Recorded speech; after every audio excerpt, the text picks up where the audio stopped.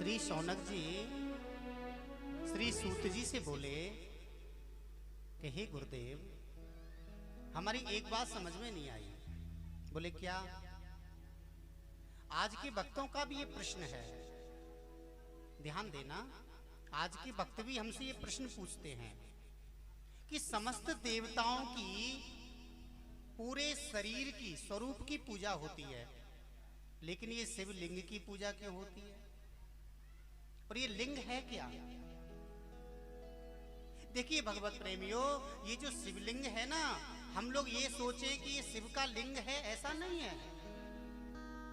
ये शिवलिंग शिव का लिंग नहीं है।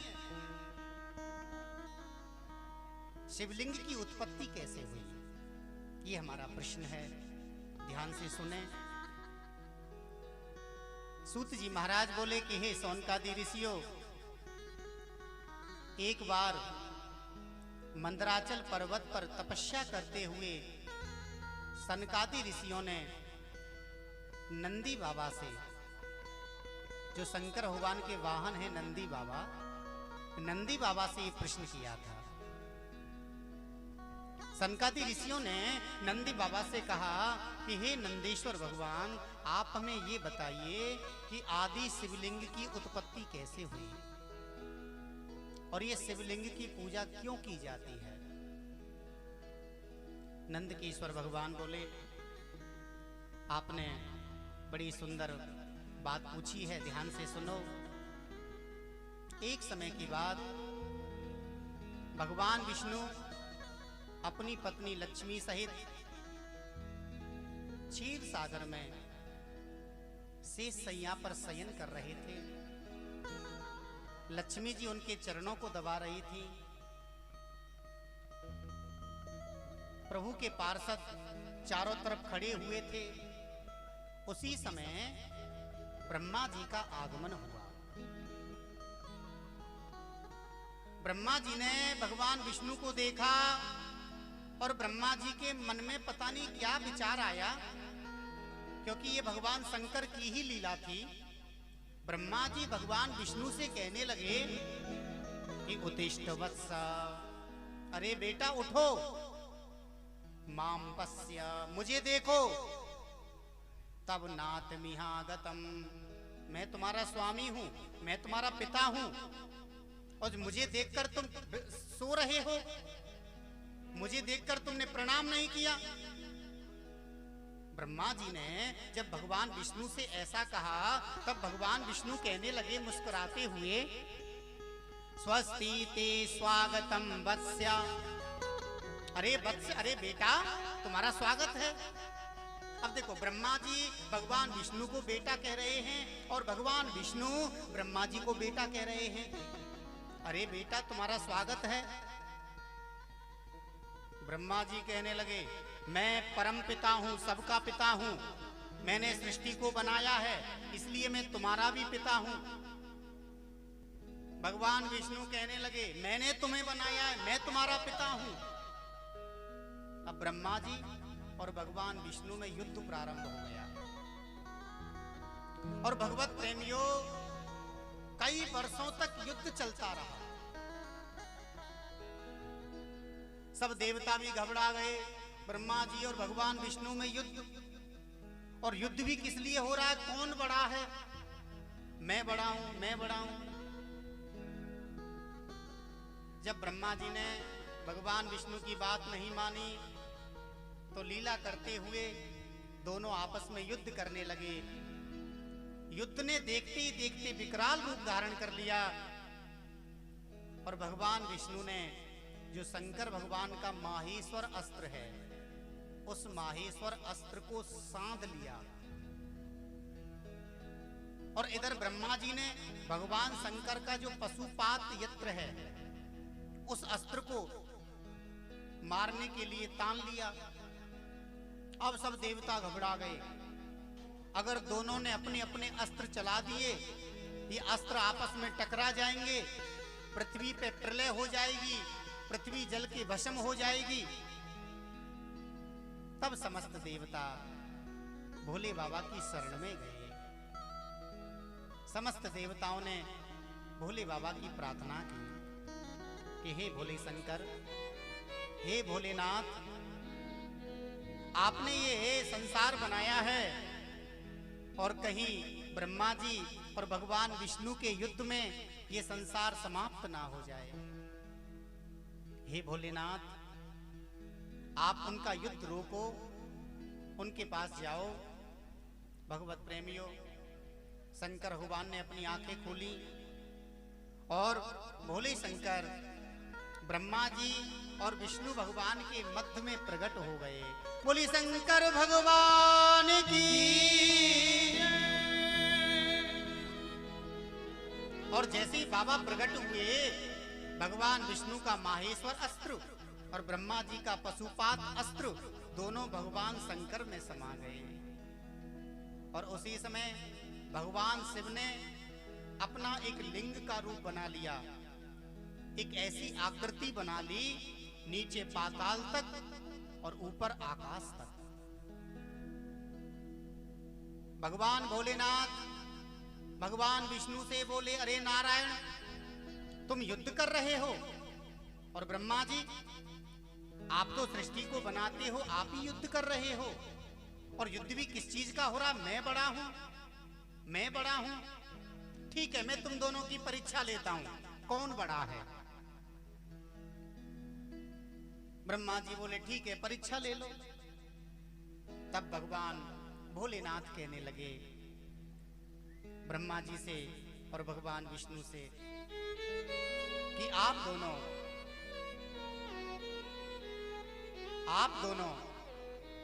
ये जो लिंग है, ये जो आकृति है, इस आकृति का छोर कहां पर है, समाप्ति कहां पर है, आप नाप करके आओ। श्री सूत जी महाराज बोले,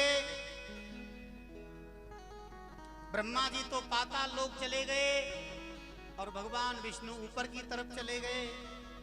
चलते जाएं, चलते जाएं, चलते जाएं।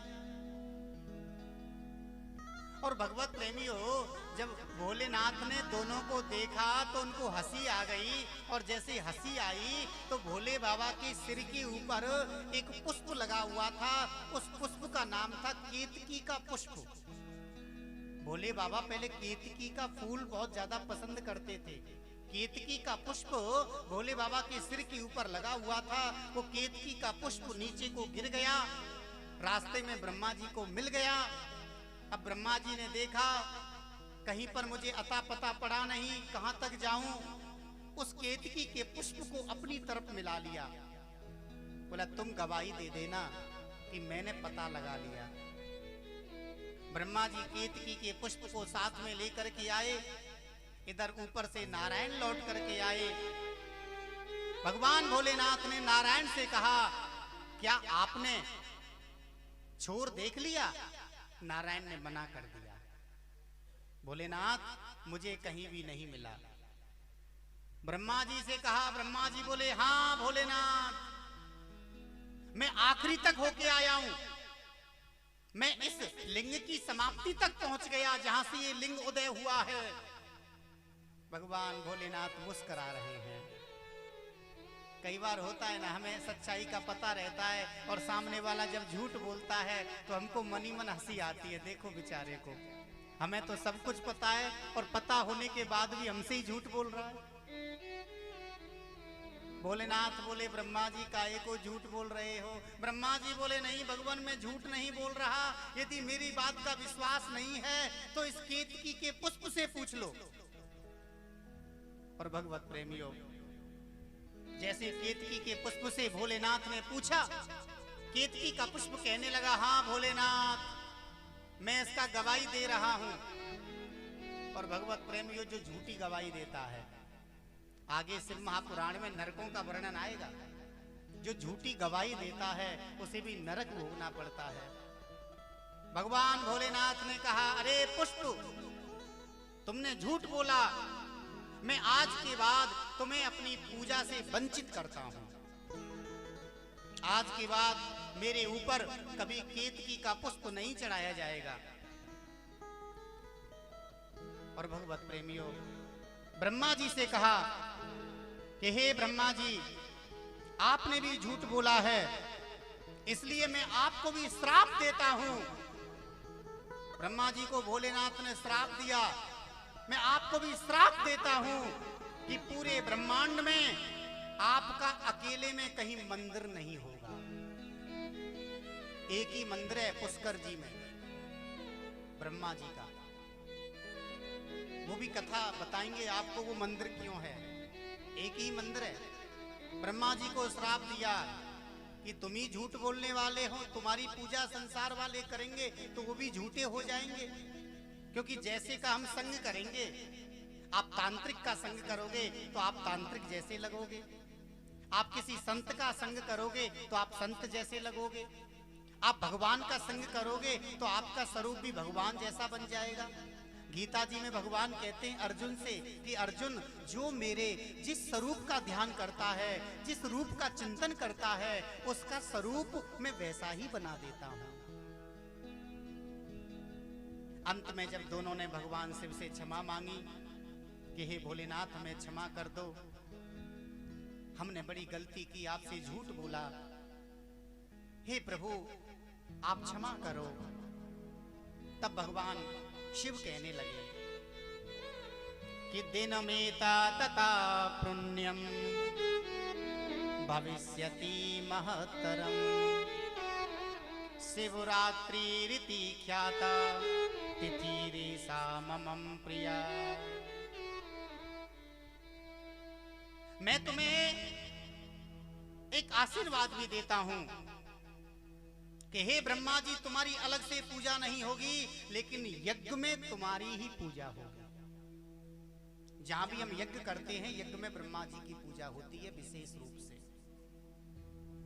और केतकी के पुष्प को आशीर्वाद दिया कि मैंने जब अपने से तुझे दूर कर दिया तो मैं जीवन में कभी भी तुम्हें अपना साथ नहीं दे सकता हूं। तुम मेरी पूजा से वंचित हो जाओगे, लेकिन अन्य देवताओं की पूजा में आप चढ़ाई जाओगे। शंकर भगवान के ऊपर ना तो तुलसी का पत्ता चढ़ाया जाता है और ना शंकर भगवान के ऊपर केतकी का पुष्प चढ़ाया जाता है। और आजकल मैं एक बहुत बड़ी नौटंकी देख रहा हूं, मैं तो उसे नौटंकी कहूंगा। पता नहीं किस यूट्यूबर ने बता दिया है कि तुलसी के पत्तों पे राम राम लिखो और हनुमान जी के गले में पहना दो। ये कोई नियम नहीं है हनुमान जी के गले में तुलसी के ऊपर राम राम लिख के पहनाना। पीपल के पत्तों पे लिख के माला बना के पहना रहे हैं, आग के पत्तों की माला बना के पहना रहे हैं। आग के पत्तों की माला बना ली और हनुमान जी को पहना रहे राम राम लिख करके। ये कोई सिद्धांत नहीं है, कोई नियम नहीं है। कई भक्त तो तुलसी जी शंकर भगवान पे चढ़ा देते हैं। कई भक्तों के घर में मैंने देखा है कि जो तुलसी का पौधा होता है, जो तुलसी का गमला होता है, उस गमले में शिवलिंग रख देते हैं, उसी शिवलिंग की पूजा करते हैं, तुलसी जी में रखा हुआ है। घर के अंदर वैसे आप नर्मदेश्वर शिवलिंग रख सकते हैं, इसके अलावा घर में शिवलिंग नहीं होना चाहिए। घर में शिवलिंग आप मानसिक रूप से पूजा कर सकते हैं, रोजाना मिट्टी का बनाओ, रोजाना पूजा करो, उनका विसर्जन कर दो। अगर मिट्टी भी नहीं है तो अपने अंगूठे का शिवलिंग बना लो। तुलसी कभी शिवलिंग पर मत चढ़ाओ, केतकी का पुष्प कभी शिवलिंग पर मत चढ़ाओ। शंकर भगवान बोले कि हे देवताओं, आज इस मेरे स्वरूप का प्रागट्य हुआ है। लिंग माने होता है स्वरूप, लिंग का मतलब है स्वरूप। ये जो मेरा स्वरूप है इसका नाम होगा शिवलिंग। और इसका जो जन्म है, आज की तिथि, इसका जो जन्म है वो अगहन के महीने में हुआ। और सबसे पहले शिवलिंग की पूजा फाल्गुन मास की जो चतुर्दशी आती है, उस दिन सर्वप्रथम देवताओं ने मिलकर शिवलिंग की पूजा की। जिस जगह ज्योतिर्लिंग का प्रागट्य हुआ उस स्थान को लिंग स्थान कहते हैं। अरुणाचल सदा सस्यायतम लिंगमुत्तमम अरुणाचल मित्येवा तद्वितीयम खाति मित्यता। आज से ये लिंग का जो स्थान है इसको अरुणाचल शिव के नाम से पुकारा जाएगा। अरुणाचल शिव। यहां दिया हुआ दान, किया हुआ जप सब कोटि गुना फल देने वाला होगा। यहां जो भी निवास करेगा अथवा किसी की यहां पर मृत्यु भी हो जाएगी, उसे शिवधाम प्राप्त होगा। शिवलिंगम प्रधातस्या लिंगम प्रधानता स्याप्या तथा वेरम तु गौरकम लिंगा भावे न तत्क्षेत्रम सबरीमपि सर्वथा। मूर्ति की स्थापना उसकी अपेक्षा शिव जी का जो शिवलिंग स्वरूप है वो श्रेष्ठ है। शिवलिंग की दोनों रूप में पूजा होती है, वीर के रूप में यानी कि शिवलिंग के रूप में और छवि के रूप में।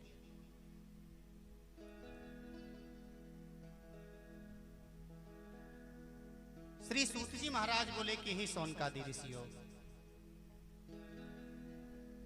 शिव जी कहते हैं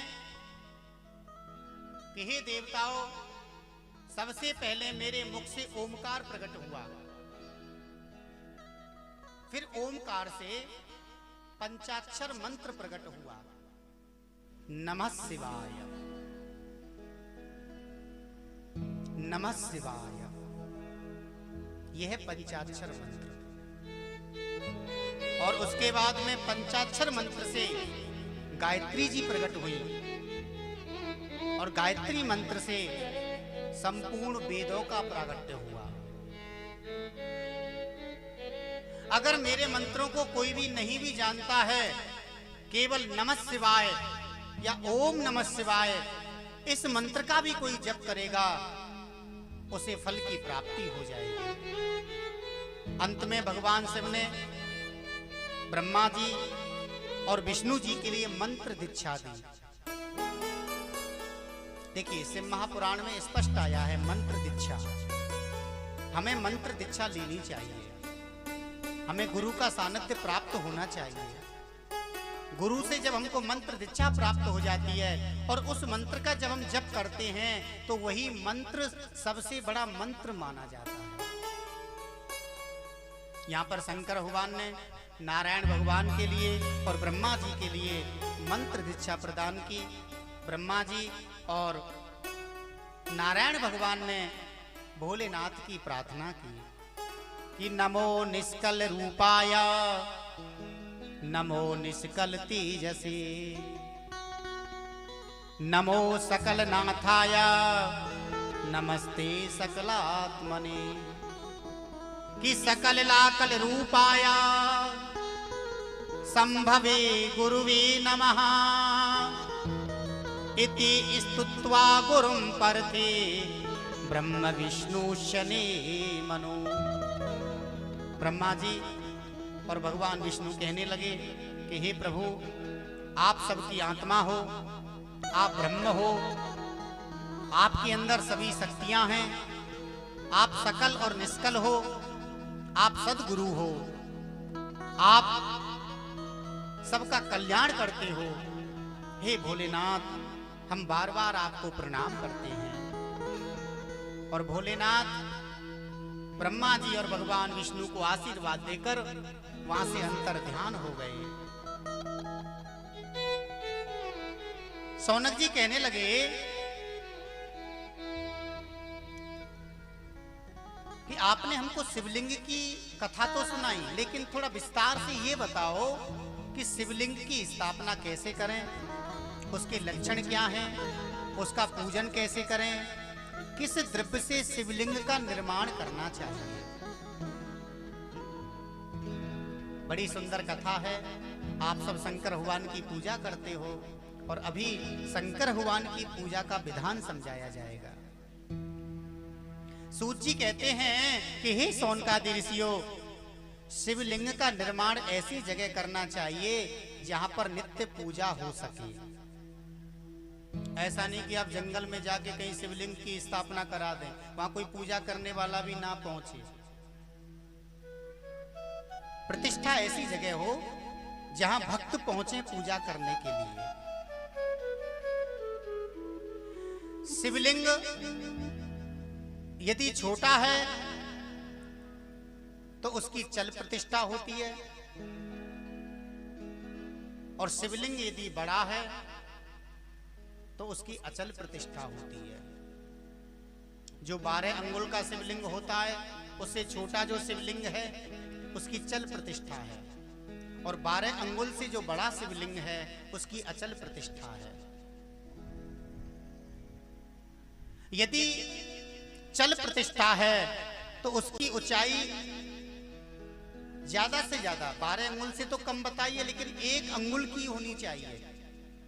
ऐसा शिव महापुराण में लिखा, 1 अंगुल की होनी चाहिए अगर चल प्रतिष्ठा है तो। चल का मतलब है आप भोले बाबा को कहीं भी लेके चले जाओ। जैसे हमारे ये सामने भोले बाबा बैठे हुए हैं, ये चल प्रतिष्ठा है इनकी। इनको कहीं भी लेके आप ऐसे जा सकते हैं, कहीं भी पूजा कर सकते हैं। और अचल प्रतिष्ठा का मतलब है एक जगह स्थापित, जैसे देवालय मंदिरों में जो शंकर भगवान होते हैं।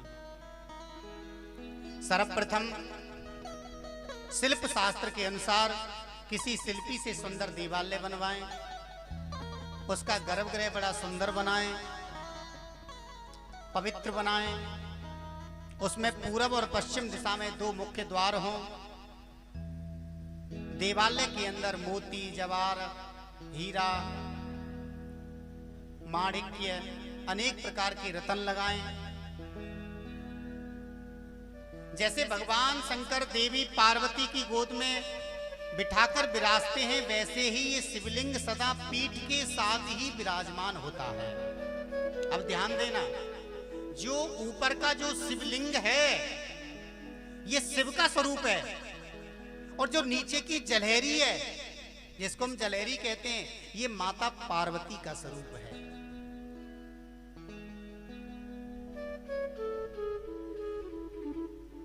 जैसे शिव और शक्ति एक हैं, ऐसे ही शिवलिंग और उनकी जलहरी एक होनी चाहिए। श्रद्धा सहित शिवलिंग की ब्राह्मणों के द्वारा वेदोक्त विधान से स्थापना करवाए। यदि नर्मदेश्वर लिंग ना हो अथवा धातु का लिंग भी ना हो तो मिट्टी का, ये तो मंदिर की स्थापना हुई। और यदि आपको घर में पूजा करनी है, या तो नर्मदेश्वर ना हो तो धातु का लिंग हो, किसी भी धातु का। धातु का भी ना हो तो मिट्टी का लिंग हो, मिट्टी का आप बना सकते हैं। मिट्टी का भी नहीं बना सकते हैं तो आटे का बना सकते हैं। आटे की लोई से आप शिवलिंग बना सकते हैं। घर के अंदर आटे की लोई का शिवलिंग बना के उन पर जल चढ़ाइए, फिर उनका विसर्जन कर दो। गाय के गोबर का भी शिवलिंग बना सकते हैं। जो गाय का गोबर होता है उसका भी शिवलिंग बना के उसकी हम पूजा कर सकते हैं। गाय का गोबर भी नहीं है तो जो कनेर का फूल होता है, कनेर, उसके फूल का भी हम शिवलिंग बना सकते हैं। कनेर के फूल को भी शिवलिंग मानकर उनके ऊपर जल चढ़ा सकते हैं। किसी भी फल का बना सकते हैं, गुड़ का बना सकते हैं, जो गुड़ होता है खाने वाला, गुड़ का शिवलिंग बना सकते हैं। मक्खन का शिवलिंग बना सकते हैं, अन्न का शिवलिंग बना सकते हैं, और उनकी पूजा की जा सकती है।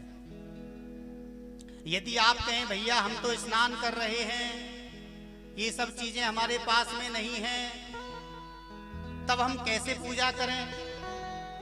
तो सूत जी महाराज कहते हैं कि हे शौनकादि ऋषियों, उस समय आप अपने सीधे हाथ के अंगूठे का भी शिवलिंग बना सकते हैं। जैसे किसी नदी में आप स्नान करने गए हैं, नदी में आपने डुबकी लगाई और वहां पर कोई शिवलिंग नहीं है, तो आप नदी में से जल लेके अपने अंगूठे का शिवलिंग बना करके अपने अंगूठे की भी आप पूजा कर सकते हैं। ये भी शिवलिंग है। अब देखिए बाबा कितने दयालु हैं। उन्होंने कोई बहुत बड़ी कठिन व्रत या कठिन तपस्या नहीं बताई। आपके पास में जो चीज है उसी से आप शिवलिंग बनाकर उसकी पूजा कर सकते हैं। हे ऋषियों, पंचाक्षर मंत्र से शिवलिंग की स्थापना करें, पंचाक्षर मंत्र बोलते रहें। मैं फिर बार बार बताऊंगा, पंचाक्षर मंत्र होता है नमः शिवाय, उसमें ओम नहीं लगाया जाता। वो है नमः शिवाय, नमः शिवाय, नमः शिवाय, नमः शिवाय। और जो षडाष्टक मंत्र होता है वो है ओम नमः शिवाय।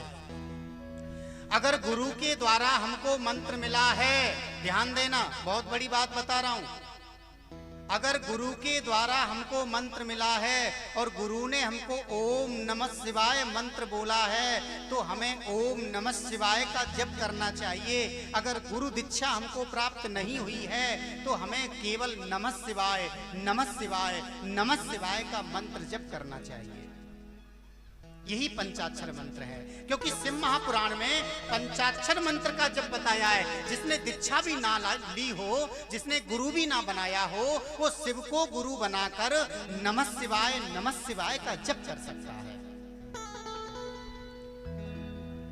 हे ऋषियों, जहां पर मनुष्य के द्वारा शिवलिंग की स्थापना होती है, ध्यान देना, जहां पर मनुष्य के द्वारा, मनुष्य मतलब ब्राह्मणों के द्वारा, विद्वानों के द्वारा जहां शिवलिंग की स्थापना होती है, उस शिवलिंग से 100 हाथ पूरब की तरफ, 100 हाथ पश्चिम की तरफ, 100 हाथ उत्तर की तरफ, 100 हाथ दक्षिण की तरफ का जो स्थान होता है उसे पुण्य क्षेत्र कहा जाता है। और जो देवताओं के द्वारा शिवलिंग की स्थापना है, जैसे रामचंद्र भगवान ने रामेश्वर की स्थापना की, ये जो 12 शिवलिंग हैं, इनका जो क्षेत्र है, उस शिवलिंग से 1000 हाथ पूरब, 1000 हाथ पश्चिम, 1000 हाथ दक्षिण, 1000 हाथ उत्तर का जो स्थान होता है उसे पुण्य क्षेत्र कहते हैं। अब देखिए, सुनिए, पुण्य क्षेत्र का मतलब क्या है। जो पुण्य क्षेत्र होता है, उस पुण्य क्षेत्र के अंदर यदि कोई कुआं है उसे भी गंगा जी माना जाता है, कोई तालाब है उसे भी गंगा जी माना जाता है, मंदिर के अंदर कोई भी नल लगा हुआ है उसको भी गंगा जी माना जाता है।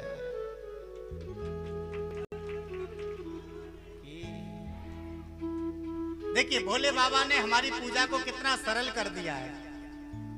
बोले, आप यदि गंगा जी नहीं जा सकते हैं तो किसी पुण्य क्षेत्र वाले मंदिर में चले जाओ और वहां कहीं से भी जल भर लो और बाबा के ऊपर चढ़ा दो, समझ लो आपने गंगा जल बाबा के ऊपर चढ़ा दिया।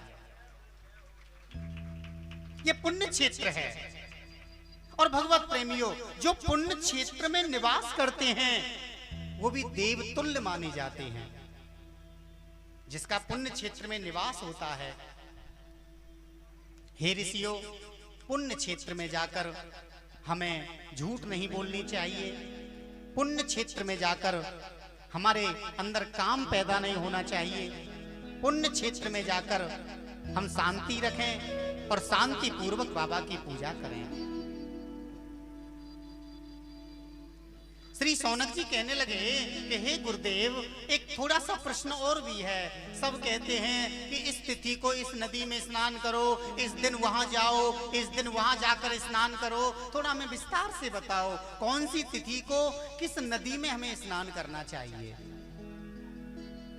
देखिए भगवत प्रेमियों, जब देवगुरु बृहस्पति सिंह राशि में हो, उस समय भाद्रपद मास में गोदावरी नदी में स्नान करने से शिवलोक की प्राप्ति होती है। जब सूर्य और बृहस्पति कन्या राशि में हो, तब यमुना और सोनभद्र नदी में स्नान करने से शिवलोक की प्राप्ति होती है। जब सूर्य बृहस्पति तुला राशि में स्थित हो, उस समय कावेरी नदी में स्नान करने से शिवलोक की प्राप्ति होती है। माघ के महीने में सूर्य के कुंभ राशि में स्थित होने पर, फाल्गुन मास में सूर्य के मकर राशि में स्थित होने पर गंगा जी में स्नान करना चाहिए। और हे ऋषियों, पुण्य क्षेत्र में हम जितना समय बिताते हैं उतनी ही हमारे ऊपर शिव की कृपा होती है। वहां जाकर दान करें, भगवान की भक्ति करें। सौनक जी ने प्रश्न किया, भगवान ये दान का मतलब क्या है और दान किस समय और कहां करना चाहिए?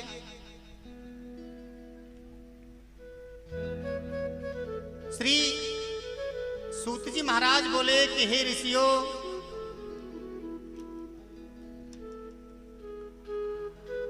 सबसे बड़ा तो अन्न दान बताया है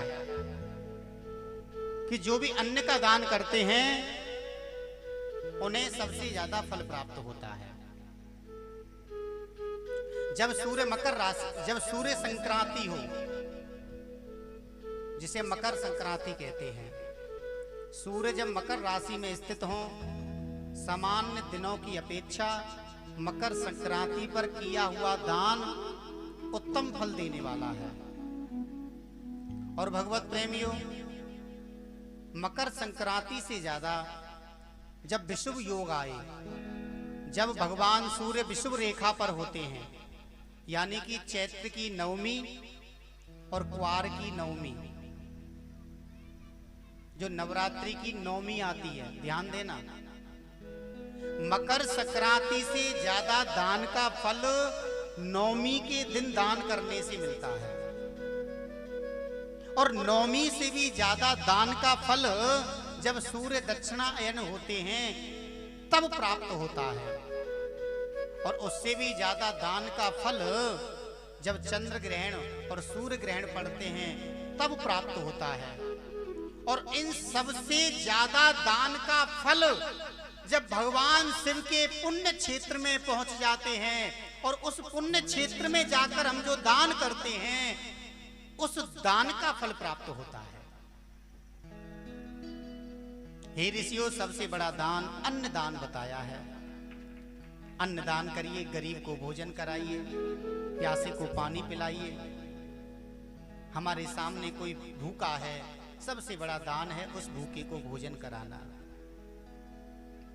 अच्छा, दान का उत्तम पात्र कौन है? सौनक जी ने प्रश्न किया, दान किसे करना चाहिए? तब श्री सौनक जी से सूत जी महाराज बोले कि दान के लिए पात्र होना बहुत जरूरी है। दान के लिए और ज्ञान के लिए आप मूर्ख को कितना भी समझा लो, मूर्ख की समझ में नहीं आएगा। आप ज्ञान दे रहे हैं तो ज्ञान के लिए पात्र भी चाहिए, क्योंकि जो ज्ञान होता है वो शेरनी के दूध की तरह होता है। जैसे शेरनी का दूध केवल सोने के पात्र में ही रुक सकता है, अगर शेरनी के दूध को आप चांदी के पात्र में या लोहे की बाल्टी में या स्टील की बाल्टी में रखोगे तो उसमें छेद हो जाएगा। शेरनी का दूध केवल सोने के पात्र में रुक सकता है। तो पात्र होना जरूरी है। ऐसे ज्ञान अगर पात्र नहीं होगा, आप उसको कितना भी ज्ञान देते रहो, उनकी समझ में नहीं आएगा। उनको कितना भी समझा लो, कितना भी ज्ञान दे लो, समझ में नहीं आएगा। कहते ना, बंदर क्या जाने अदरक का स्वाद है? कहावत है कि बंदर के हाथ में नारियल मिल गया, ज्ञान तो है ही नहीं। आप मूर्ख को कितना भी समझाओ। मुझे कथा याद आ गई, एक बार क्या हुआ, रामचंद्र भगवान अपनी ससुराल जाने लगे जनकपुर।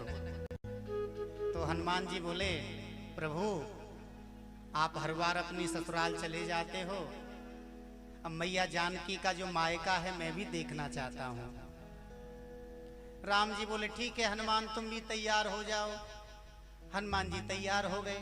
अब हनुमान जी बड़े प्रफुल्लित हो रहे हैं, कूद रहे हैं, नाच रहे हैं। बोले नानी मामा के यहाँ जाएंगे, नानी मामा के यहाँ जाएंगे। अब वहां पर और बंदर आ गए। बंदर बोले, हनुमान कहाँ जा रहे हो सज धज के? हनुमान जी बोले, हम तो ननहाल जा रहे हैं। अब बंदर बोले, हम भी चलेंगे। बोले, प्रभु ने आपको आज्ञा नहीं दी है, मुझे दी है केवल। अब सब बंदर भालू पहुंच गए भगवान के पास।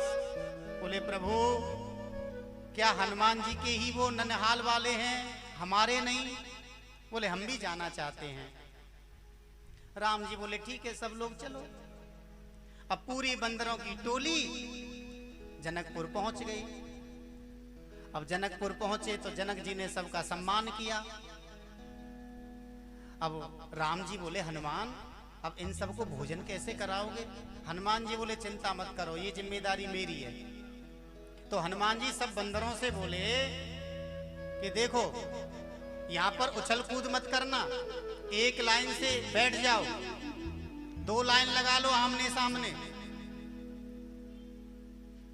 और जब तक पूरा भोजन परोसा ना जाए तब तक कोई भी पत्तल से खाना शुरू नहीं करेगा। और नियम ऐसा ही होता है जी, ध्यान रखना, जब तक थाली में पूरा भोजन नहीं आ जाए तब तक हमको भोजन प्रारंभ नहीं करना चाहिए। जो भी घर में भोजन बना है, कई बार कहते हैं इसको बनने दो, मुझे तो जो बना है वो दे दो। नहीं, जब तक पूरा, क्योंकि पूरा भोजन बनेगा तभी तो ठाकुर जी का भोग लगेगा। जब ठाकुर जी का भोग लगेगा तो वो भोजन हम करेंगे। बोले जब तक पूरा भोजन परोसा ना जाए तब तक कोई भी कुछ खाएगा नहीं। बंदर बोले ठीक है। अब सबके सामने पत्तल परोस दी। अब बंदर क्या जाने पत्तल का भोजन। अब कोई बंदर तो पत्तल को सिर पे रखने लगा, कोई पहिया पहिया बना के घुमाने लगा, किसी बंदर ने पत्तल में छेद कर लिए, आंखों से देखने लगा। हनुमान जी बोले ये क्या कर रहे हो? बोले फिर क्या करें? बोले जैसा मैं कहूं वैसे करते जाओ, मैं कहता जाऊंगा तुम भी ऐसे ही करते जाना। हनुमान जी बोले, वो बंदर बोले ठीक है। हनुमान जी बोले सब चुप हो जाओ। सभी बंदर बोले सब चुप हो जाओ। हनुमान जी बोले सब एक लाइन से बैठो। बंदर बोले सब एक लाइन से बैठो। अब हनुमान जी बोले ये तो बड़ी समस्या हो गई, जैसे मैं कह रहा हूं वैसा ये कर रहे हैं। अब बंदरों से बोले देखो मैं जैसा करूं वैसे करते जाओ। बोले ठीक है। हनुमान जी बैठ गए, सामने पत्तल रख ली, सब बंदरों ने सामने पत्तल रख ली। अब एक एक करके सब कुछ परोसा गया। सबसे पहले पानी परोसा गया। कभी भी भोजन करने बैठो तो पानी साथ में होना चाहिए।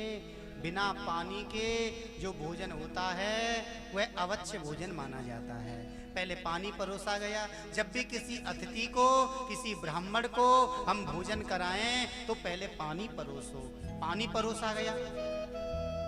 पानी के बाद में पूड़ी सब्जी मिठाइयां परोसी गईं। फिर आम परोसे गए। अब आम को देख करके बंदरों के मुंह में पानी आने लगा।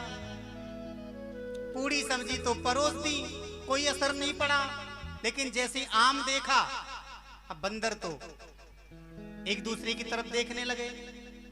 अब एक बंदर से रहा नहीं गया, उस बंदर ने एक आम उठा लिया।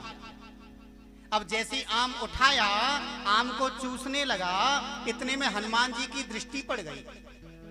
अब हनुमान जी की दृष्टि पड़ गई तो वो घबरा गया। जैसे ही घबराया उसके आम में से गुठली निकली और सामने वाले बंदर की नाक पे जा गिरी। अब तो सामने वाले बंदर ने सोचा कि शायद ऐसा ही करना है। अब सब बंदर आम उठाएं, गुठली निकालें और एक दूसरे के ऊपर फेंकें। आखिर में हनुमान जी गए राम जी के पास। बोले प्रभु इन बंदरों को समझाना मेरे बस की बात नहीं। कहने का मतलब आप किसको ज्ञान दे रहे हैं ये भी जरूरी है, आप किसको समझा रहे हैं ये भी जरूरी है। जो ना समझ है आप उसको कितना भी समझाते रहो उसकी समझ में नहीं आएगा। ज्ञान के लिए भी पात्र होना जरूरी है और दान के लिए भी पात्र होना जरूरी है। आपके दान का सदुपयोग हो रहा है या दुरुपयोग हो रहा है। भगवत प्रेमियों, हम कहते हैं कि हमने तो दान कर दिया, ये भले ही कुछ भी करे, हमें क्या मतलब। नहीं भगवत प्रेमियों, जो हम दान करते हैं, आपके दान का यदि सदुपयोग हो रहा है तो उसका लाभ आपको मिलेगा, और आपके दान का यदि दुरुपयोग हो रहा है तो उसका भी फल आपको मिलेगा। इसलिए दान भी पात्र देखकर करना चाहिए। श्री सूत जी बोले कि हे शौनकादि ऋषियों, दान का उत्तम पात्र कौन है? बोले दान का उत्तम पात्र है, सबसे बड़ा पात्र है तपोनिष्ठ योगी, ज्ञान निष्ठ यति, अथवा 24 लाख गायत्री जप करने वाला ब्राह्मण, उसे आप दान देंगे तो दान का फल प्राप्त होगा। गायत्री त्रायते पाता त्रायती तुचते हिसा, जो जप करने वाले को पतन से बचाए उसे ही गायत्री कहते हैं। क्योंकि दान लेने के बाद उसे बचाना भी बड़ा मुश्किल है, उसके लिए भी हमको साधना करनी पड़ती है। और सबसे ज्यादा फल बिना मांगे जो दान दिया जाता है, किसी ने मांगा नहीं और जो हमने दान दे दिया उस दान का फल प्राप्त होता है। देखिए भगवत प्रेमियों, दान और दक्षिणा दोनों में अंतर है। पंडित जी हमारे घर पूजा पाठ कराने आते हैं, वो दक्षिणा है, वो पंडित जी ने कर्म किया है, पंडित जी को हमने दक्षिणा दी है। बहन बुआ हमारे घर आती हैं रक्षाबंधन पर, भैया दूज पर, उनको जो भी हम धन देते हैं वो दान नहीं है, वो भी दक्षिणा है। बहन हमारे घर आई है, राखी बांधी है, बहन को हमने दक्षिणा दी, वो दान थोड़ी है।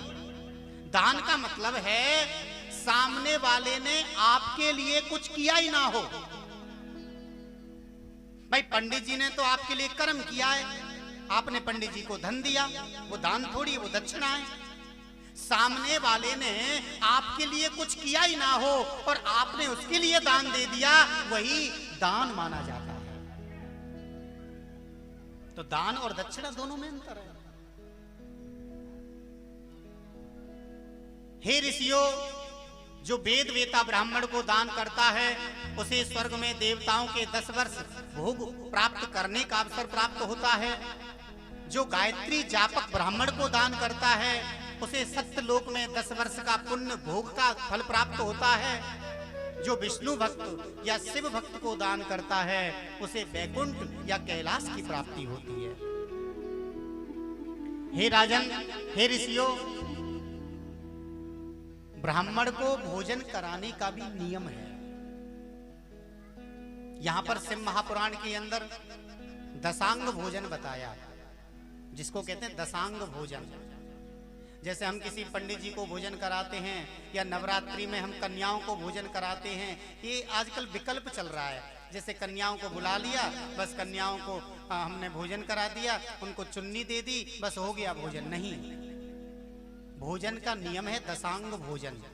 अगर किसी को आप भोजन कराते हैं, किसी ब्राह्मण को या किसी कन्या को आप भोजन कराते हैं, तो उसका तरीका है दशांग।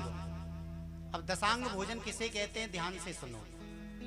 कि बहुमाना मया हान्यम अभ्यंग्यम पाद सेवनम वासो गंधार्चनम च दूता पूररसोत्तरम कि षड्संवांगनम चैवा ताम्बूलम दक्षिणोत्तरम नमस्यानुगमस्यैवा स्वन्नदानम दशांगकम। सबसे पहला, सम्मान पूर्वक उनको अपने घर बुलाना, सम्मान पूर्वक। ब्यादा नहीं समझनी है।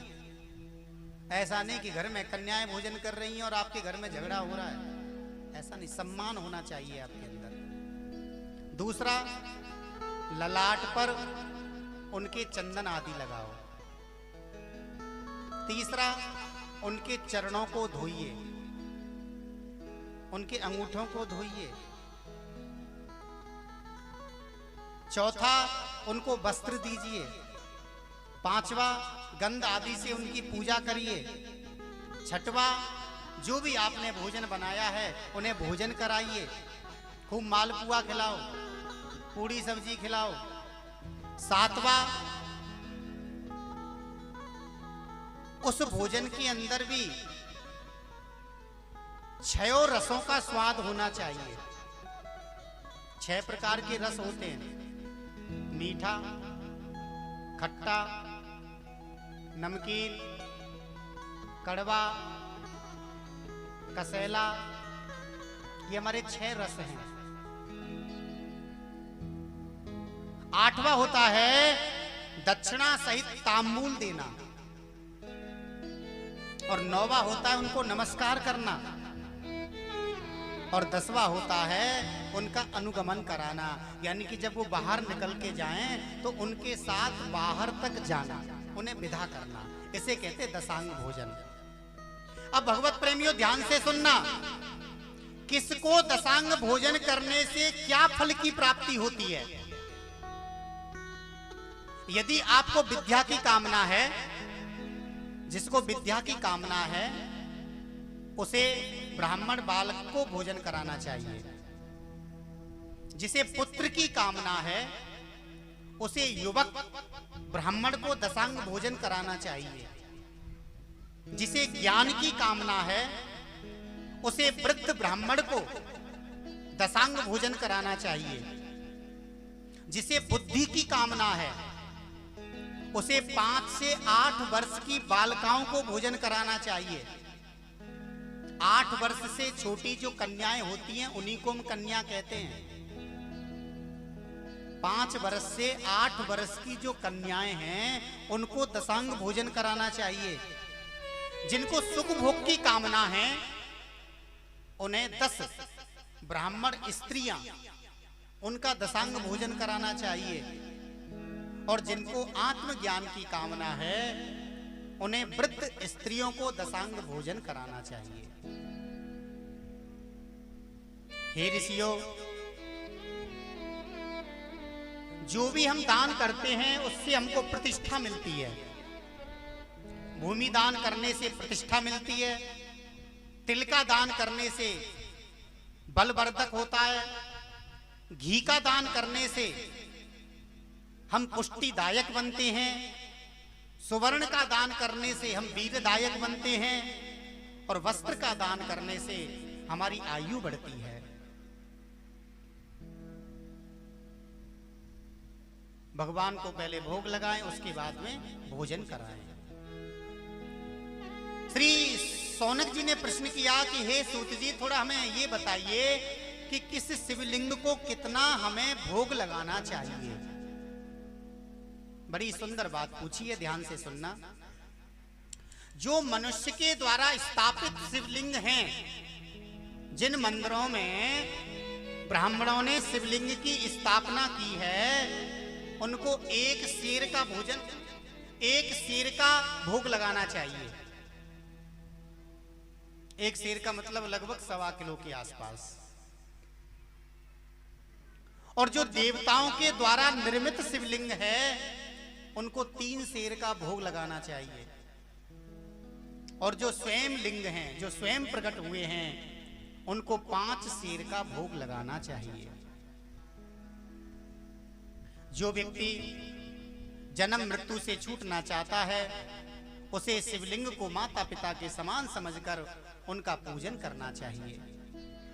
पितृमात्रा स्वरूपेण शिवलिंगम प्रपूजते। शिव पूजा के 4 अंग होते हैं। ध्यान से सुनना, शिव पूजा के 4 अंग होते हैं। रुद्राक्ष, भस्म, मंत्र जप और पूजा।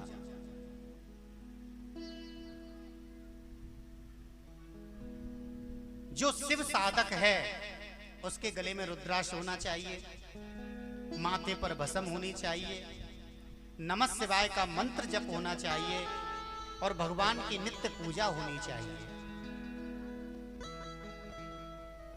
श्री सूत जी महाराज कहने लगे कि हे ऋषियों, जो प्रणव का जप करता है, ओम का जप करता है, 9 करोड़ ओम जप करने के बाद में मनुष्य शुद्ध हो जाता है। 9 करोड़। श्री सौनक जी कहने लगे कि हे भगवान, लिंग पूजा का विधान क्या है? किस वर्ण को किस लिंग की पूजा करनी चाहिए? तब श्री सूत जी बोले कि हे सौनकादि ऋषियों, भिन्न भिन्न लोगों के लिए भिन्न भिन्न लिंग पूजन का विधान है। जैसे ब्राह्मण के लिए रसलिंग का, क्षत्रिय के लिए बाण लिंग का, वैश्य के लिए सुवर्ण लिंग का और शूद्र के लिए शिलालिंग का, और स्त्री के लिए पार्थिव लिंग की पूजा बताई है। शिव महापुराण में स्त्री के लिए जो मंदिरों में शिवलिंग बने हैं उनकी पूजा बताई नहीं है। देखो मैं तो जो लिखा हुआ वो बता रहा हूं। आजकल बड़ी भगदड़ मच रही है ना। शिव महापुराण में स्त्री के लिए केवल पार्थिव शिवलिंग की पूजा बताई है। पार्थिव का मतलब मिट्टी के शिवलिंग हो या आटे के शिवलिंग हो। लेकिन यदि आप मंदिर जाते हैं तो सबसे पहले गणेश जी को जल चढ़ाइए। आजकल एक विधान चालू हो गया है, मैं नाम नहीं लूंगा, लेकिन हमारी शिव महापुराण में ऐसा नहीं लिखा हुआ है और मैं मंदिरों में देख भी रहा हूं। आजकल जब हम जल चढ़ाते हैं ना, पहले आज से 3-4 साल पहले जब हम देवालय जाते थे, आप सब लोग बैठे हैं, आप सब लोगों को जानकारी भी होगी कि जब भी आप देवालय जाते थे तो सबसे पहले गणेश जी पे जल चढ़ाते थे, फिर कार्तिकेय पे जल चढ़ाते थे, फिर गौरी मैया पे जल चढ़ाते थे, फिर नंदी बाबा पे जल चढ़ाते थे, उसके बाद में शिवलिंग के ऊपर। अब 3-4 सालों से मैं क्या देख रहा हूं, हम लोग जल का लोटा लेके जाते हैं, पहले जो शिव लहरी होती है ना उसको हम चारों तरफ से जल चढ़ाते हैं। बोले यहाँ पर शंकर भगवान की पुत्री हैं। अरे भैया, किस शास्त्र में लिखा हुआ है, किस पुराण में लिखा हुआ है कि शंकर भगवान की जो पुत्री हैं उनको जल चढ़ाओ? अगर ऐसा विधान होता तो शुरू से ही होता, शिव महापुराण में भी लिखा होता। शिव महापुराण में तो ऐसा नहीं लिखा हुआ है कि आप जाकर के पहले शिव जी की पुत्रियों को जल चढ़ाओ। शिव जी की जो पुत्रियां होती हैं उनको जल चढ़ाने का तो विधान है ही नहीं। और हम लोग पागल बन गए। हम लोग मंदिर जा रहे हैं, पहले शिवलिंग की जो लहरी होती है उसके ऊपर जल चढ़ाते हैं, चारों तरफ लोटा को घुमाते हैं, फिर शिवलिंग पे चढ़ाते हैं, फिर गणेश जी पे चढ़ाएंगे, फिर कार्तिकेय पे चढ़ाएंगे, फिर गौरी पे चढ़ाएंगे, फिर नादिया बाबा पे चढ़ाएंगे। और आजकल एक नियम और चालू हो गया है, नादिया बाबा के कान को पकड़ेंगे, सींग को पकड़ेंगे और कान में पता नहीं क्या बोलेंगे। हमारे मंदिर का जो नादिया बाबा है उसके तो 3 बार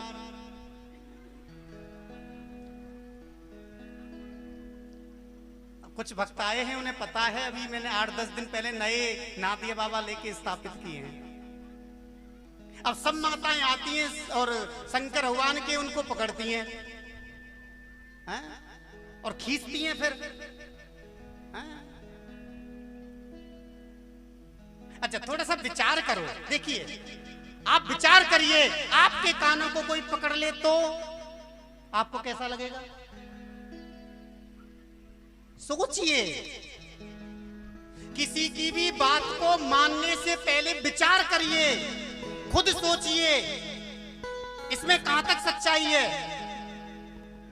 आप नादिया के कान को पकड़ोगे, अब जितने भक्त हैं सब जाकर के नादिया के कान को पकड़ेंगे, बेचारा नादिया बाबा परेशान हो जाएगा। ये मेरी कैसी भक्ति हो रही है? शिव महापुराण में कहीं नहीं आया है। देखिए भगवत प्रेमियों, अब मैं आपको पूजा का विधान बता रहा हूं। आप जब भी देवालय जाइए, सर्वप्रथम आप गणेश जी को जल चढ़ाइए। सर्वप्रथम गणेश जी को, क्योंकि आगे कथा आएगी, शंकर भगवान ने भी गणेश जी का पूजन किया है। आगे कथा आपको बताएंगे हम। तो आप जब भी देवालय जाइए, सबसे पहले आप गणेश जी को जल चढ़ाइए। गणेश जी के बाद में आप कार्तिकेय जी को जल चढ़ाइए, उसके बाद में माँ गौरी को जल चढ़ाइए, उसके बाद में नंदीश्वर बाबा को जल चढ़ाइए और उसके बाद में आप शिवलिंग के ऊपर जल चढ़ाइए। यही शिवलिंग पूजा करने का विधान है। यही विधान शिव पुराण के अंदर लिखा हुआ है। हे ऋषियों, शंकर भगवान की पूजा बड़ी सरल है। जल से पूजा कराओ, दूध चढ़ा दो, दही चढ़ा दो, शहद चढ़ा दो, मीठा चढ़ा दो, घी चढ़ा दो, ये पंचामृत है।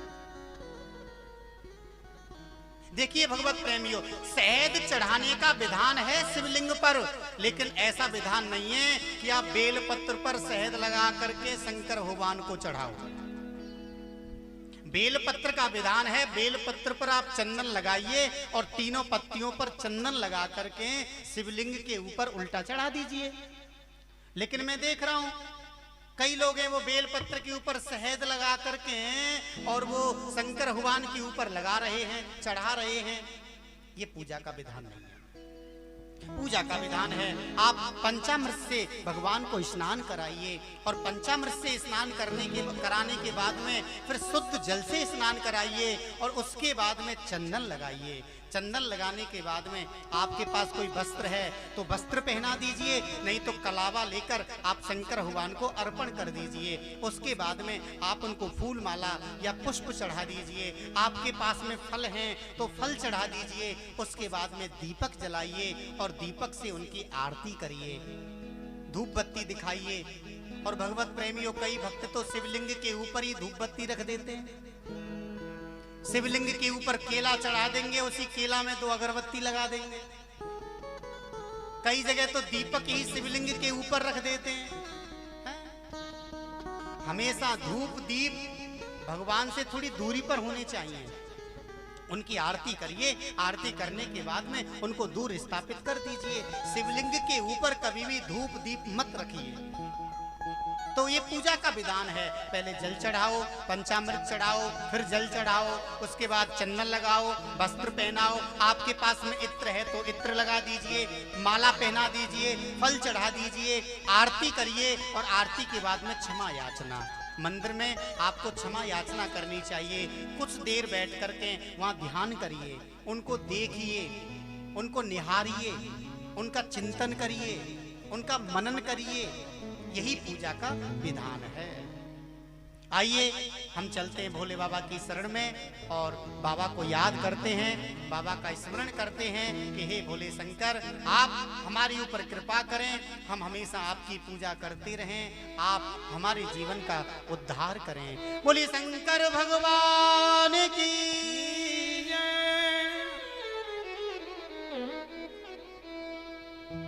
तेरा पल पल बीता जाए, मुख से जप ले नमः शिवाय। तेरा पल पल बीता जाए, मुख से जप ले नमः शिवाय। तेरा पल पल बीता जाए, मुख से जप ले नमः शिवाय। ओम नमः शिवाय, ओम नमः शिवाय।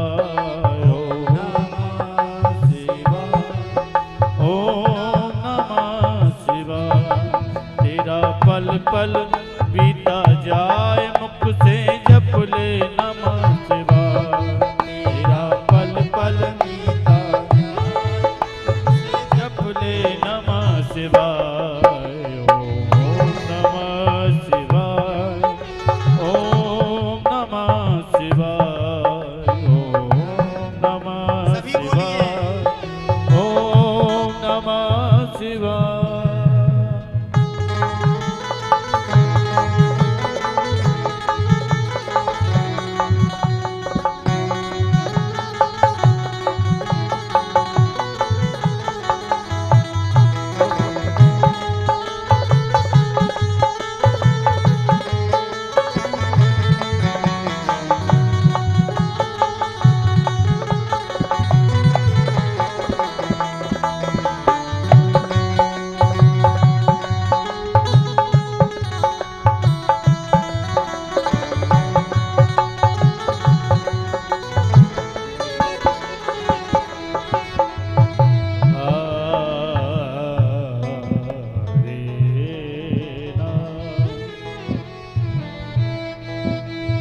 शिव पूजन में मस्त बने जा, अमृत पूजन में मस्त बने जा। अमृत सुधा रस पान किए जा, शिव पूजन में मस्त बने जा। अमृत सुधा रस पान किए जा। वो दर्शन विश्वनाथ के पाए, दर्शन विश्वनाथ के पाए। तेरा पल पल बीता जाए, मुख से जप ले नमः शिवाय। तेरा पल पल बीता जाए, मुख से जप ले नमः शिवाय। ओम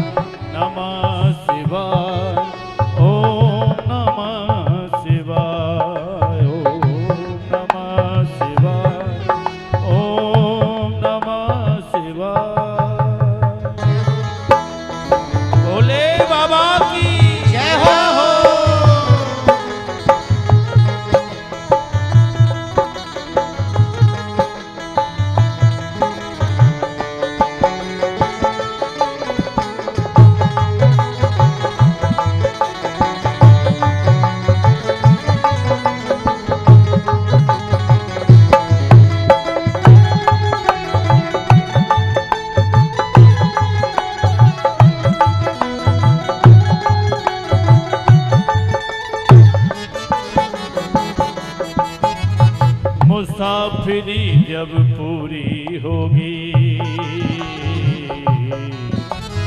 मुसाफिरी जब पूरी होगी, चलने की मजबूरी होगी। मुसाफिरी जब पूरी होगी, चलने की मजबूरी होगी।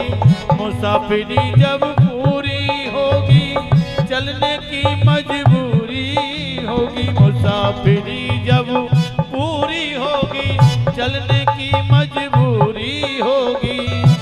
ओ तेरा पिंजरा प्राण रह जाए, तेरा पिंजरा प्राण रह जाए, मुख से जप ले नमः शिवाय। तेरा पल पल बीता जाए, मुख से जप ले नमः शिवाय। तेरा पल पल बीता जाए, मुख से जप ले नमः शिवाय। ओम नमः शिवाय, ओम नमः शिवाय, ओम नमः शिवाय, ओम नमः शिवाय।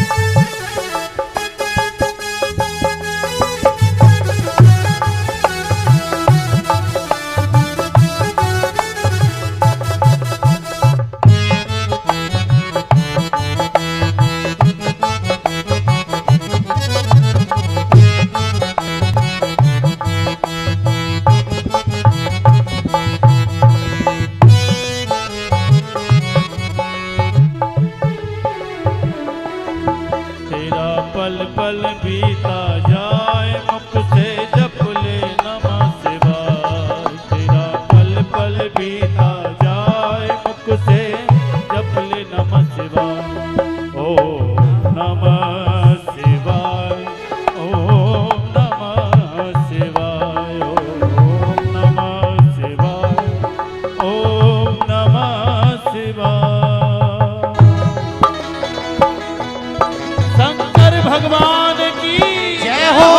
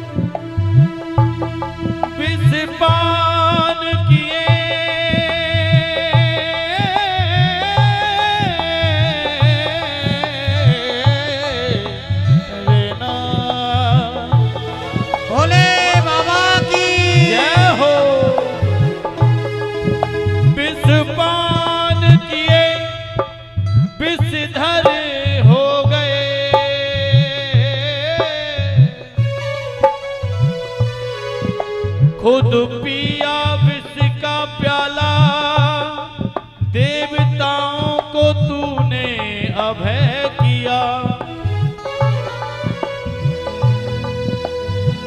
नाम नीलकंठ पड़ा है भोले तेरा, जग का तूने जग का तूने मान रखा ऐसे शिव भोले भंडारी। तेरी महिमा जग में जारी, तेरा पल पल बीता जाए, मुख से जप ले नमः शिवाय। तेरा पल पल बीता जाए, मुख से जप ले नमः शिवाय।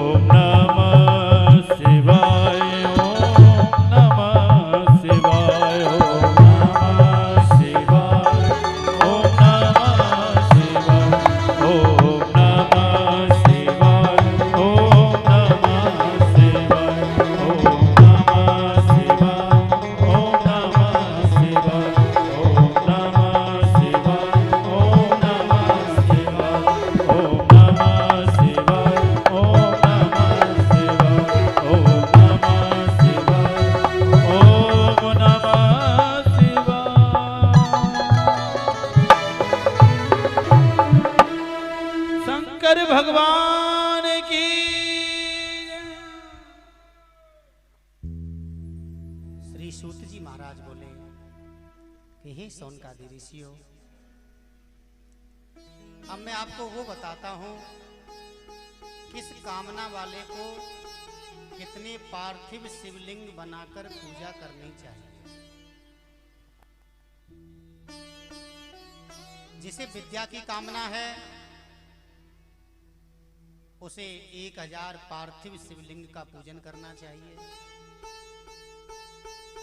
जिन्हें धन की कामना है उन्हें 5000 शिवलिंग बनाकर उनकी पूजा करनी चाहिए। जिनको पुत्र की कामना है उन्हें 1500 शिवलिंग बनाकर उनकी पूजा करनी चाहिए। जिनको मोक्ष की कामना है उन्हें 1 करोड़ शिवलिंग बनाकर उनकी पूजा करनी चाहिए। जिन्हें भूमि की कामना है उन्हें 1000 शिवलिंग बनाकर उनकी पूजा करनी चाहिए। और जिन्हें संतान की कामना है उन्हें 55,000 शिवलिंग बनाकर उनकी पूजा करनी चाहिए। नित्य पूजा हम अपने आप शिवलिंग बनाकर कर सकते हैं, लेकिन ये जो विधान मैंने बताया है इस विधान में वेदोक्त ब्राह्मण की आवश्यकता है। वेदोक्त ब्राह्मण के सानिध्य में ही बैठकर हमको शिवलिंग बनाकर उनकी पूजा करनी चाहिए। किम बहुतेन मुनियः श्वेत रूपेण विपता अधिकारेण सस्यन्तु शिवलोका विहम गतः। हे ऋषियों, जो शिवलिंग की श्रद्धा पूर्वक पूजा करता है उसे शिव की प्राप्ति होती है। सौनक जी ने प्रश्न किया, भगवान थोड़ा हमें ये बताइए कि शिवलिंग के ऊपर चढ़ाए हुए प्रसाद को हम खा सकते हैं या नहीं खा सकते हैं? तो ध्यान से सुनिए। श्री सूत जी महाराज बोले कि हे सौनकादि ऋषियों, जो अनन्य शिव भक्त है, जिसने शिव मंत्र की दीक्षा ले रखी है, ध्यान से सुनना, जिसने शिव मंत्र की या गुरु मंत्र की दीक्षा ले रखी है, वह शंकर भगवान के प्रसाद को खा सकता है। उन पर चढ़ाए हुए फल को, उन पर चढ़ाए हुए जल को भी पी सकता है, उन पर चढ़ाए हुए पंचामृत को भी पी सकता है, और शिवलिंग पर चढ़ाए हुए जल को वो घर भी लेके जा सकते हैं। ध्यान देना, आजकल बड़ी भेड़ चाल चल रही है। सब मंदिर में जा रहे हैं, शंकर भगवान पे जल चढ़ा रहे हैं और शंकर भगवान का जल लेकर अपने घर घर में आ रहे हैं, वहां पर आचमन भी कर रहे हैं। लेकिन यहाँ पर शिव महापुराण में लिखा हुआ है, जिसने शिव मंत्र की दीक्षा ले रखी हो, जिसने गुरु मंत्र की दीक्षा ले रखी हो, या फिर जो केवल शिव का ही भक्त हो, अनन्य भक्त, ऐसा नहीं कि सामन वाले शिव के भक्त हों, केवल सामन का महीना आया है चलो शंकर की पूजा कर लो, ऐसा भक्त नहीं। जो हमेशा शिव की पूजा करता है, ऐसा भक्त शिव जी पर चढ़ाए हुए प्रसाद को ग्रहण कर सकता है। अन्यथा शिव जी पर चढ़ाए हुए प्रसाद को ग्रहण करने का अधिकार हर किसी को नहीं है। और भगवत प्रेमियों, चंडिकादिष्टकारो यत स्त्री तद्भक्तम न मानवे, चंडादिकारो योत्रा भोक्तव्यम यत्र भक्तिता। यदि कोई सामान्य शिवलिंग है या बाण लिंग है, सामान्य यानी कि स्थापित की हुई किसी के द्वारा, उस शिवलिंग का प्रसाद ग्राह्य नहीं है, खाने योग्य नहीं है। लेकिन जो शिवलिंग स्वयं प्रकट हुई है, जो द्वादश लिंग स्वयं प्रकट हुई है, या जहां भी देवताओं ने जिस शिवलिंग की पूजा की है, उस शिवलिंग के ऊपर चढ़े हुए प्रसाद को हम सब ग्रहण कर सकते हैं। इसलिए याद रखिए ठीक है, आप शिवलिंग पर जल चढ़ाकर लेके जाते, अपने घर में छिड़काव करते, अच्छी बात है। पहली बात तो ये दोष है। क्यों दोष है? क्योंकि शिव जी के ऊपर आपने जल चढ़ा दिया, उस जल को आपने लोटे में लिया, उस लोटे का अपने घर में छिड़काव कर दिया, अब उस पानी के ऊपर हमारे पैर पड़ रहे हैं। थोड़ा विचार करिए, आपने जल छिड़का, जमीन पर जल गिरा और हम पैरों से चल भी रहे हैं, गलत है ये। क्योंकि भगवान को जो हम वस्तु अर्पण कर देते हैं, जो भगवान को हम नैवेद्य चढ़ा देते हैं, या जो पुष्प हम भगवान को अर्पण कर देते हैं, वह पुष्प या वह जल या वह पंचामृत हमारे पैरों में नहीं गिरना चाहिए। क्योंकि भगवत प्रेमियों, एक पुष्पदंत नाम का गंधर्व था। उस गंधर्व का नाम था पुष्पदंत। पुष्पदंत गंधर्व मायावी विद्या जानता था, वो उड़ना भी जानता था। अब वह गंधर्व क्या करता, जो कुबेर का बगीचा था, कुबेर का एक बाग लगा हुआ था, बगीचा था, उसमें सुंदर सुंदर फूल खिलते थे। तो कुबेर का जो बगीचा था, सुबह ही सुबह 4 बजे से पहले ही वो पहुंच जाया करता था ऊपर से, और उन पुष्पों को तोड़ करके और वो ऊपर ही ऊपर उड़ के चला जाता था। देखो ध्यान से सुनना इस कथा को, बड़ी सुंदर कथा है। अब एक दिन क्या हुआ, कुबेर को मालूम पड़ा कि मेरा ये जो फूल है इनको कौन लेके जाता है, मेरा बगीचे में से फूल कौन लेके जाता है। कुबेर ने बहुत प्रयास किया लेकिन पकड़ नहीं पाए पुष्पदंत को, क्योंकि वो माया से आता था और माया से चला जाता था। उसके पास विद्या थी, उड़ने की विद्या थी। तो कुबेर ने क्या किया, भगवान के ऊपर चढ़े हुए पुष्प, देखो गाय आ गई है, थोड़ा कोई जाकर के इनको वो करें। हाँ, बोलिए शंकर भगवान की जय। तो कुबेर ने क्या किया, जो शंकर भगवान के ऊपर चढ़ाए हुए पुष्प हैं, उन पुष्पों को अपने बगीचे में डाल दिया। क्यों?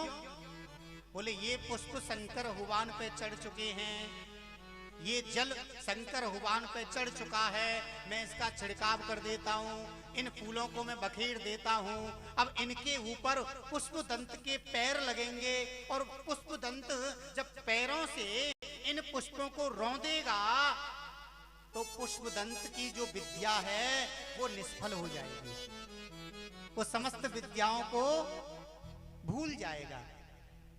अब कुबेर ने ऐसा ही किया। कुबेर महाराज ने चारों तरफ फूलों को बखेर दिया, जल बखेर दिया। अब एक दिन जब पुष्पदंत आया, आ तो गया, लेकिन जैसे ही उसने भगवान के चढ़े हुए पुष्पों को स्पर्श किया, अपनी विद्या को भूल गया, अब उड़ नहीं पाया। जब उसकी माया समाप्त हो गई तो कुबेर के सैनिकों ने पुष्पदंत को पकड़ लिया और जेल में बंद कर दिया। और भगवत प्रेमियों, 40 दिन तक पुष्पदंत जेल में बंद रहा। तब पुष्पदंत ने सिम महिमन स्तोत्र का पाठ किया। इस शंकर भगवान का बड़ा सुंदर स्तोत्र है जिसका नाम है सिम महिमन स्तोत्र। महिमना पारम ते परम विदसो यद्य सदृशी। सिम महिमन स्तोत्र का जब पुष्पदंत ने पाठ किया, तब जेल में ही शंकर भगवान प्रकट हो गए। बोले कैसे याद किया? बोले प्रभु मैं अपनी विद्या को भूल गया। तब बाबा ने कहा, पुष्पदंत मेरे ऊपर चढ़े हुए जल और मेरे ऊपर चढ़े हुए पुष्प के ऊपर तुमने पैर रखे हैं, जिसके कारण तुम्हारी विद्या समाप्त हो गई। तो मैं आप सब भगवत प्रेमियों को ये बताना चाहता हूँ, आजकल शिवलिंग पे फूल चढ़ा करके उन फूलों को लेके जा रहे हैं और अपने घर में बखेर रहे हैं। शिवलिंग के ऊपर जल चढ़ाकर उस जल को लेके जा रहे हैं और अपने घर में छिड़काव कर रहे हैं, ये गलत है। शंकर भगवान के ऊपर चढ़ाए हुए जल या चढ़ाए हुए पुष्प के ऊपर हमारे पैरों का स्पर्श नहीं होना चाहिए। बोलिए शंकर भगवान की।